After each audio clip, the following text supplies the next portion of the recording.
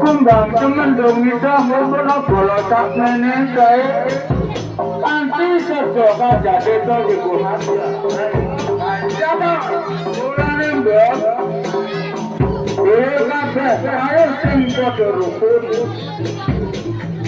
diawali teko kawitan dibukake teko pungkasan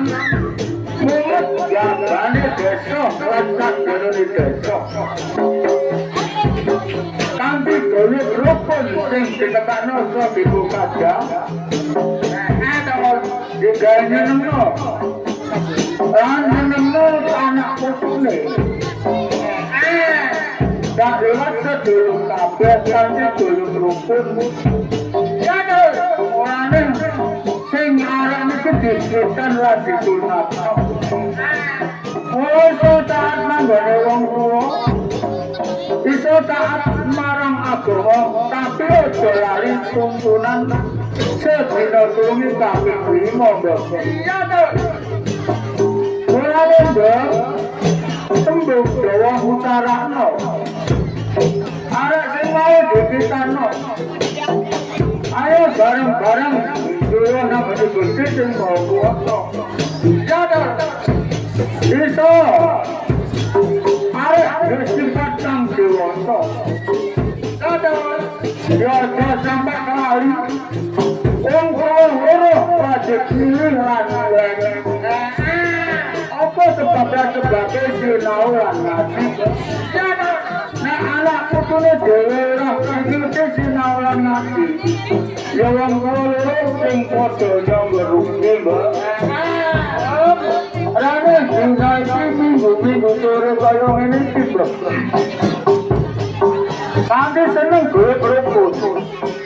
mulane mulekno kembang semendung sing dikomandani karo Bapak Akim SD 13 mulane arep kanthi padha didongakno ayo padha seneng lan duwe kanthi rukun ana wayah apa-apa iya to mulane ana donga Allah Subhanahu Muhammad sawitan jaluk rahmat Bukasan yo jaluk rahmat dikira Gusti Kang Siwa ada jagat lak ngono ya to ayo bet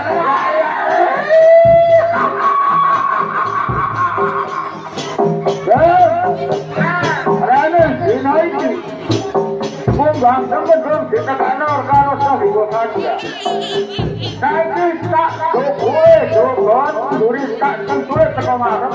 iya tak suwe tak papake teko arah sing gunung dulu kumbang semendung dogon tuwe tak suwe nang papan padungan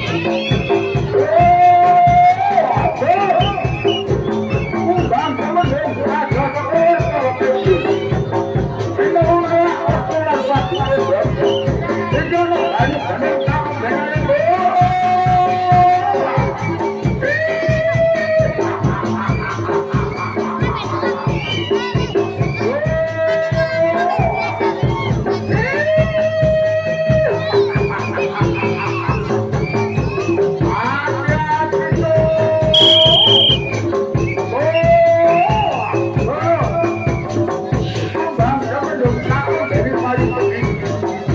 Kalau kalau tahu,